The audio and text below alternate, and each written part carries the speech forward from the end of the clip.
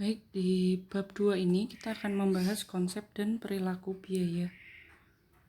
Yang dimaksud dengan biaya adalah kas atau setara kas yang dikorbankan atau dikeluarkan untuk mendapatkan barang atau jasa yang diharapkan dapat memberi manfaat saat ini atau di masa yang akan datang bagi organisasi. Nah, kemudian ada yang namanya opportunity cost atau biaya kesempatan atau biaya peluang. Opportunity cost ini adalah manfaat yang dikorbankan ketika suatu alternatif dipilih dari alternatif lainnya. Misalnya suatu perusahaan nih, kita punya uang 100.000 gitu. Nah, kita punya uang 100.000, kita dihadapkan pada alternatif untuk berinvestasi pada persediaan atau berinvestasi di saham. Sama-sama nih 100.000. Kalau investasi di persediaan ya harganya 100.000 itu, kalau di saham sama 100.000 dan akan memperoleh return 12%. Nah, jika kemudian perusahaan memilih berinvestasi pada persediaan, maka ada manfaat yang hilang atau manfaat yang dikorbankan, yaitu return dari investasi sahamnya yang 12%. Berarti 12% dikali 100.000, 12.000 itu adalah biaya peluangnya atau manfaat yang hilang karena kita memilih berinvestasi pada persediaan. Selanjutnya objek biaya. Objek biaya dapat berupa hal apapun seperti produk, customer, project, aktivitas, dan lain-lain yang digunakan untuk mengukur dan membebankan biaya. Contohnya, ketika perusahaan ingin menetapkan biaya produksi sepeda, yang menjadi objek adalah sepeda itu sendiri. Selanjutnya, aktivitas. Aktivitas adalah unit dasar dari kerja yang dilakukan dalam sebuah organisasi. Contohnya, pemasangan alat untuk produksi, memindahkan barang, membeli komponen produk, dan mengirim tagihan. Itu adalah semua contoh aktivitas. Kemudian pembebanan biaya, ada biaya langsung atau direct cost, dan biaya tidak langsung atau indirect cost. Biaya langsung adalah biaya yang dapat ditelusur dengan mudah dan akurat sebagai objek biaya, sedangkan biaya tidak langsung, biaya yang tidak dapat ditelusur dengan mudah dan akurat sebagai objek biaya. Yang dimaksud dengan ditelusur dengan mudah artinya biaya dapat dibebankan dengan cara yang layak secara ekonomi. Sementara ditelusur dengan akurat berarti biaya dapat dibebankan dengan menggunakan hubungan sebab akibat. Jadi ketertelusuran ini adalah kemampuan membebankan biaya pada objek biaya dengan cara yang layak secara ekonomi berdasarkan hubungan sebab akibat. Itu artinya ketertelusuran. Semakin besar biaya yang dapat ditelusur pada objeknya, semakin akurat pula pembebanan biayanya. Nah, ketertelusuran atau traceability ini adalah unsur utama dalam pengembangan pembebanan biaya yang akurat. Dua jenis biaya tadi, direct cost. Contohnya, jika misalnya ini rumah sakit gitu ya perusahaannya. Nah, jika si rumah sakit itu sendiri merupakan objek biayanya, maka biaya pemanasan dan pendinginan ruang dalam rumah sakit itu adalah biaya langsung. Namun, jika objek biayanya adalah produk yang dihasilkan oleh rumah sakit tersebut, maka biaya pendingin dan pemanas ruangan ini adalah biaya tidak langsung. Ini contohnya tadi gaji manajer pabrik ini jika perusahaan manufaktur, jika dikaitkan dengan rumah sakit tadi ya.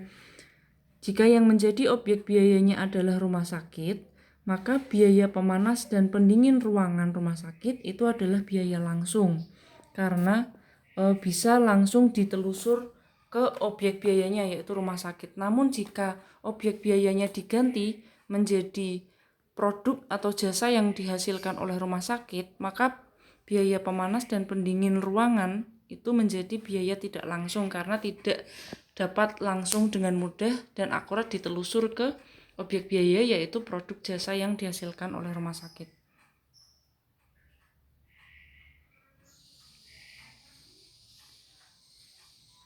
Kemudian cara-cara tracing atau penelusuran biaya, pembebanan aktual biaya pada objek biaya dengan menggunakan ukuran yang dapat diamati oleh sumber daya yang dikonsumsi oleh objek biaya. Cara penelusuran itu ada dua, yaitu direct tracing atau penelusuran langsung dan driver tracing atau penelusuran penggerak. Kalau direct tracing ini mengidentifikasi dan membebankan biaya berkaitan secara fisik atau khusus terhadap suatu objek biaya, sementara kalau driver tracing menggunakan penggerak atau faktor penyebab yang dapat diamati dan mengukur konsumsi sumber daya objek. Contohnya sudah saya berikan kemarin yang ceritanya Shana dan Ryan. Kalau kemarin kita contohnya donat gitu ya, donat, puding, dan kemudian gelas minuman. Kalau yang dimakan satu porsi dimakan satu orang itu mudah menggunakan direct tracing. Tapi kalau satu porsi dimakan bersama-sama, maka kita harus menggunakan driver tracing yang mengukur konsumsi yang dilakukan oleh masing-masing orang yang memakan makanan satu porsi tersebut. Itu menggunakan driver tracing. Sedangkan kalau alokasi, contohnya misalnya restoran tadi ya, restoran donat tadi, dia punya lini produk baru yaitu toko kue tart seperti itu, dan toko ini nempel atau gandeng sama restoran donatnya. Nah, bagaimana membebankan biaya listrik dan air pada masing-masing produk kue tart dan donatnya? Maka bisa dipakai alokasi jam kerja mesin produksi pada masing-masing produk. Nah kan, kalau misalnya biaya listrik dan airnya kan misalnya keseluruhan ada 10 juta. Nah, bagaimana berapa biaya listrik yang dibebankan untuk donat dan berapa biaya listrik dibebankan untuk kue tart? Maka bisa kita gunakan berapa banyak jam kerja mesin yang digunakan untuk memproduksi donat dan berapa jam kerja mesin yang digunakan untuk memproduksi kue tart. Itu menggunakan alokasi.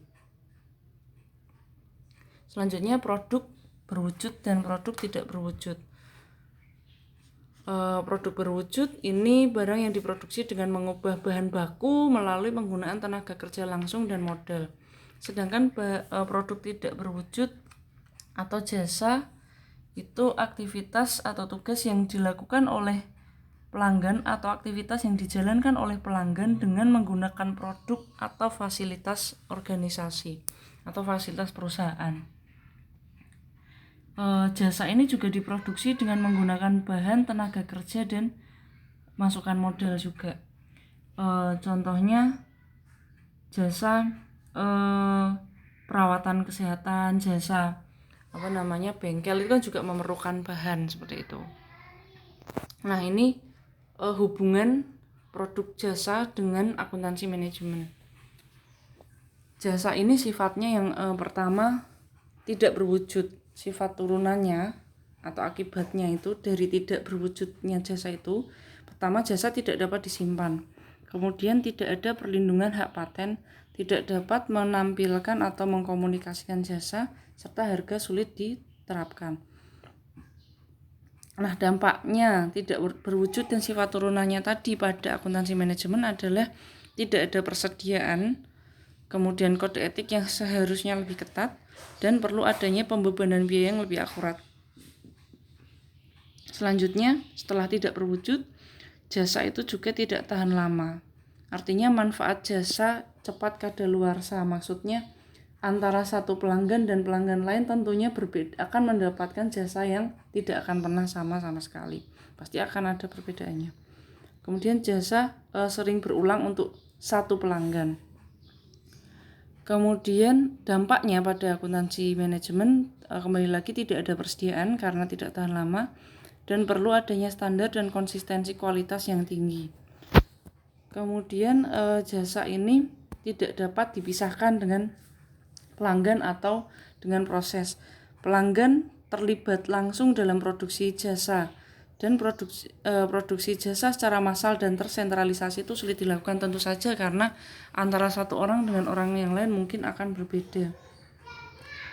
Lalu dampak pada akuntansi manajemen, biaya diperhitungkan sesuai dengan jenis pelanggan dan menuntut pengukuran serta pengendalian kualitas untuk mempertahankan konsistensi. Kemudian sifat jasa yang lain adalah tidak selalu sama, yang memungkinkan bahwa variasi itu akan menjadi sangat luas gitu antar pelanggan. Dan dampaknya pengukuran produktivitas dan kualitas serta pengendalian harus dilakukan terus-menerus, serta TQM atau Total Quality Management ini adalah hal yang penting karena meminimalisir adanya produk yang gagal. Lalu kita membahas harga pokok produk. Harga pokok produk ini adalah biaya yang dibebankan pada produk yang mendukung tujuan manajerial tertentu. Definisi harga pokok produk berbeda tergantung tujuan manajerial yang ingin dicapai. Oke, ini sebelumnya kita lihat rantai nilai proses internal. Ini mulai dari desain, kemudian mengembangkan desain tersebut, lalu memproduksi, kemudian memasarkan, lalu mendistribusikan, dan kemudian memberikan pelayanan, lalu dari pelayanan pelanggan itu kembali memberikan feedback ke desain dan seterusnya. Nah, ini tadi yang saya katakan bahwa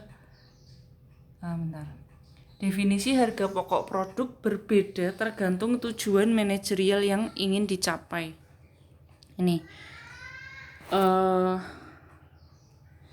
Ini tujuan manajerialnya ya.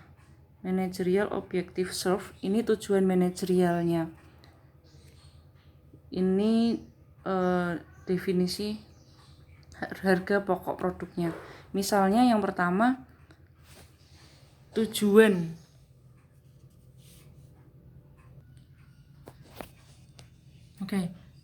misalnya tujuan manajerialnya yaitu keputusan penetapan harga.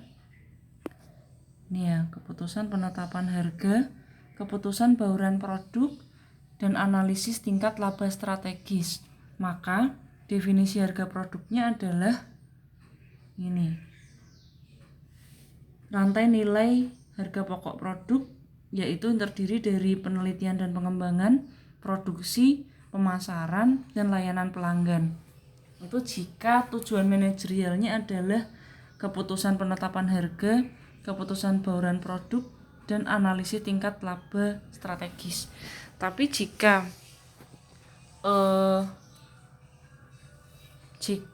tujuan manajerialnya adalah keputusan desain strategis dan analisis tingkat laba taktis, maka definisi harga pokok produknya berubah, yaitu harga pokok produk operasional yang terdiri dari produksi, pemasaran, dan customer service saja. Selanjutnya, jika tujuan manajerialnya adalah pelaporan keuangan eksternal, maka definisi harga pokok produknya hanya harga pokok produk tradisional, yaitu hanya sebatas produksi saja tanpa adanya marketing, customer service, dan research and development.